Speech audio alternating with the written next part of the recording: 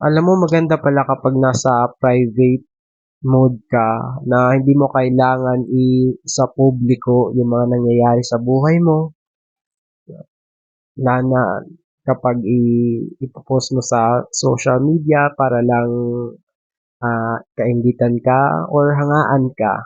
Pero mas okay na naka-private ka kasi ah, nan, ah, hindi ka nila masisiraan yung mga magagandang nangyayari sa buhay mo. Kasi 'di ba alam mo naman na sobrang gustong-gusto ng tao na sirain yung magandang life ng kapwa niya.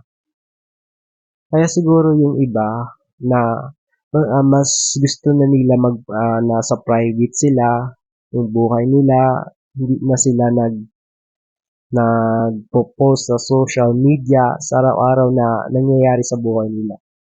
Kasi doon na nila nakita yung katahimikan, yung peace is everything.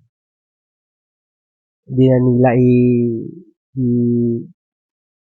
ipakita yung mga magagandang nangyayari sa buhay nila. Hindi na nila kailangan pakisamahan yung mga tao o painggitin. Kaya i-try mo kaya maging private. Sigurado magugustuhan mo yun.